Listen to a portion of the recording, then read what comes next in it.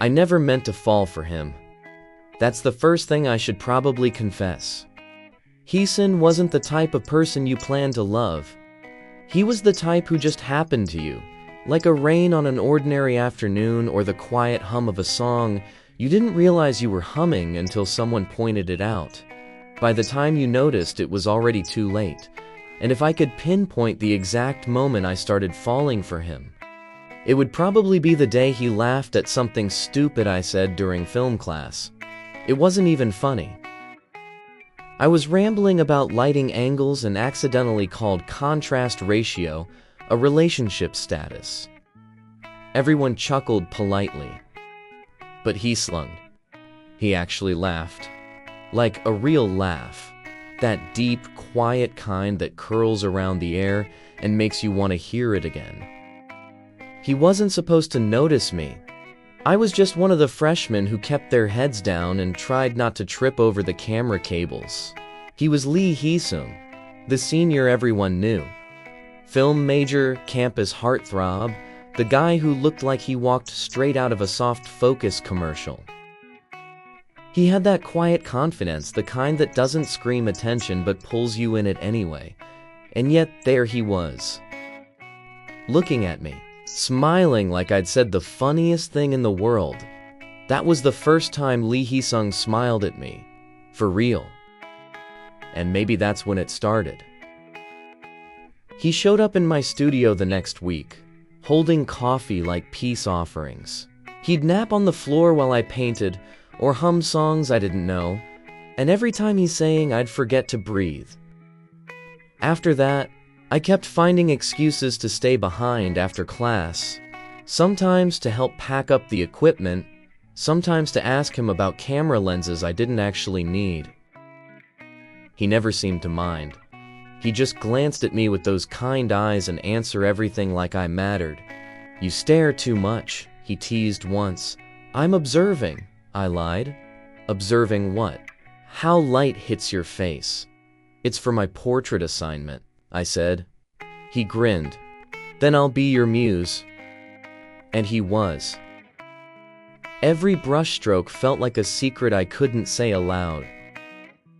Every time I drew him, I tried to capture how his eyes softened when lost in thought, or how he smiled with his entire soul. And that's when I realized it.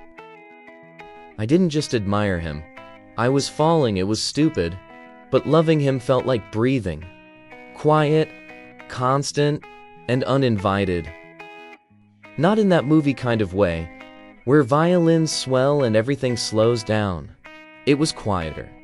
Like catching your reflection smiling for no reason, like memorizing the curve of his handwriting on your notes, like noticing how he always smelled faintly of coffee and rain. The feeling grew until it scared me. Because how do you fall for someone who's supposed to stay untouchable?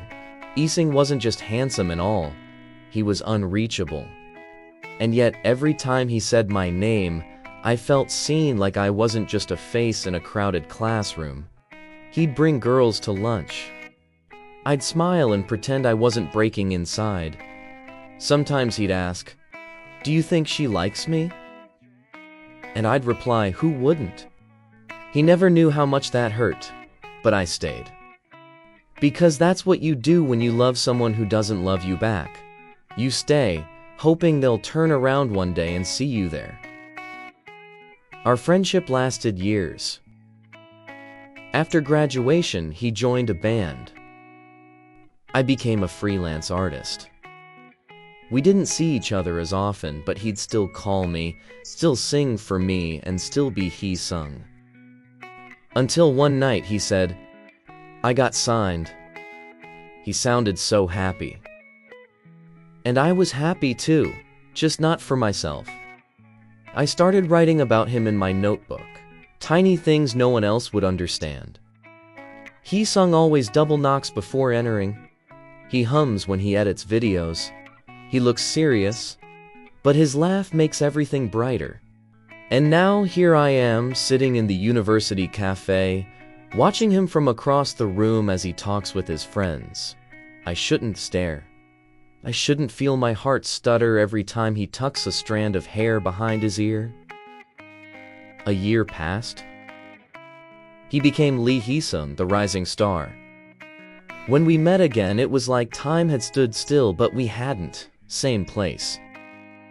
Same soft laugh. But everything between us felt fragile. You cut your hair, I said. The manager said it's better for the new concept. But you look the same. Still like sunshine, he chuckled. I rolled my eyes. You're confusing me with yourself, he laughed. My heart stopped. I'd missed that sound. We talked for hours, but I couldn't shake the ache in my chest, and maybe he noticed. Because suddenly he asked, "You've been quiet. Did you ever wish things were different?" He frowned. Different how? Like if you didn't become famous. If I wasn't scared, if maybe I told you something before it was too late. Do you think we'll have a chance? He stared at me. What are you trying to say? I took a breath. I liked you, Heesung, and I still do. Silence. Then softly. Why didn't you tell me? Because you had dreams, and I didn't want to be another burden you had to carry. He looked down. You were never a burden. Then why does it feel like I'm the only one who stayed still? Heesung's voice broke. Sunoo, I didn't know. I know, I said, forcing a smile. You weren't supposed to. He reached for my hand. What if I told you I thought about you too? I froze. You're lying. I'm not. I wrote songs about you. My heart trembled. Then why didn't you say anything? Because I didn't want to lose you. And now? He looked at me, eyes glistening. Now I don't know what's worse. Losing you or knowing I already did. We didn't kiss. We didn't promise anything. We just stared into each other's eyes. He stood, smiled faintly, and said, Hey, Sunoo, thank you for seeing me before the world did. And then he walked away. That was 3 years ago. He sings on magazine covers now. His song Off My Face plays everywhere. And sometimes I close my eyes and pretend it was written for me. And if this were a movie, this would be the part where I confess, so here it is, my confession, written not to be read, but to be remembered. If you ever read this, Heeseung, I hope you know that I still like you, Heeseung. Maybe too much, I'm not angry. I'm not waiting. I just wanted you to know that once, you were the reason I believed in something beautiful. And maybe that's enough. And if I ever look at you like you're the only person in the world, it's because you are. Because even if you never looked back, I'll always remember the boy who made sunsets feel like music, and how I fell, quietly and completely, off my face for you.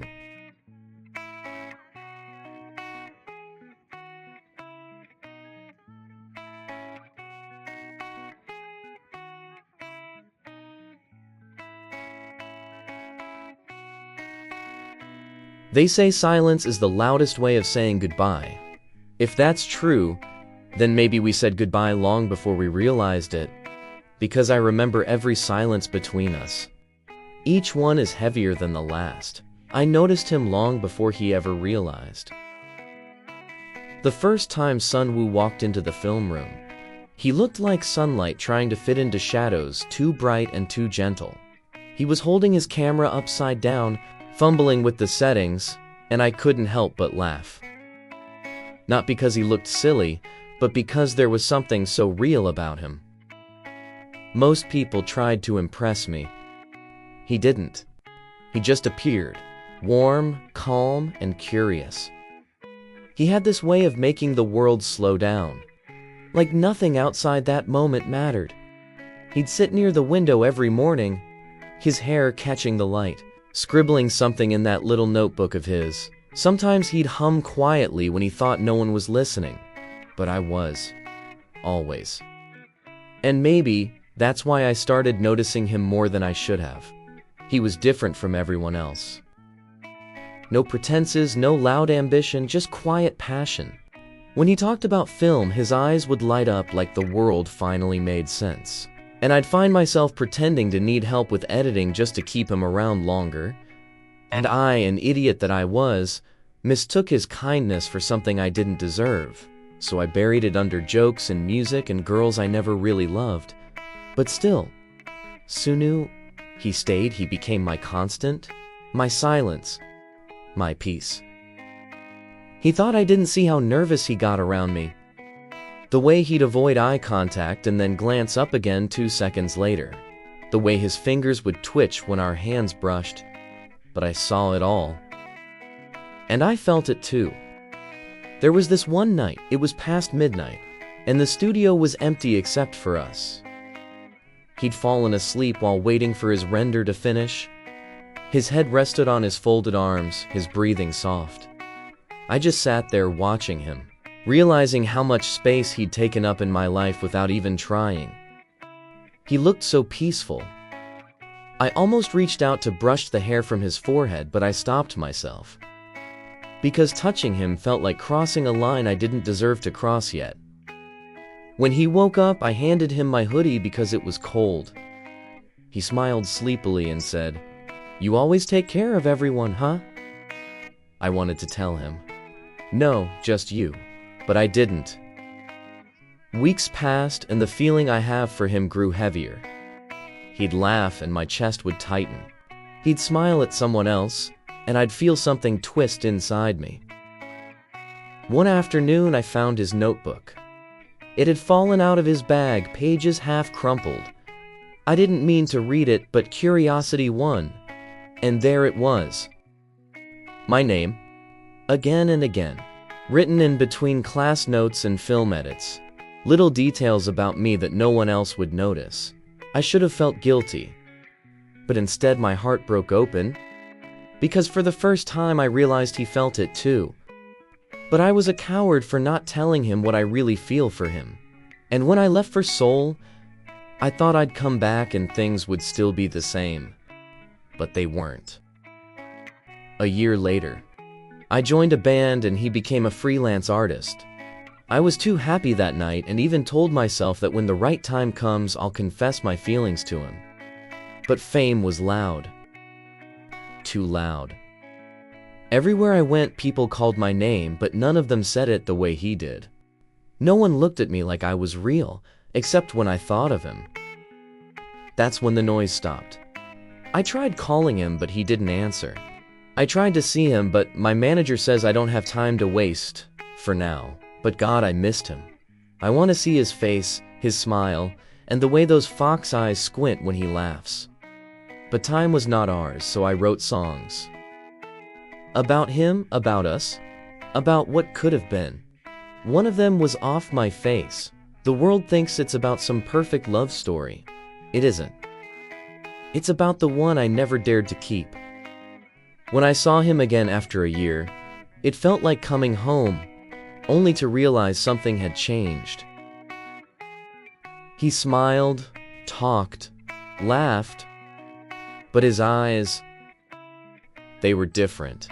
Calm, distant, and sad.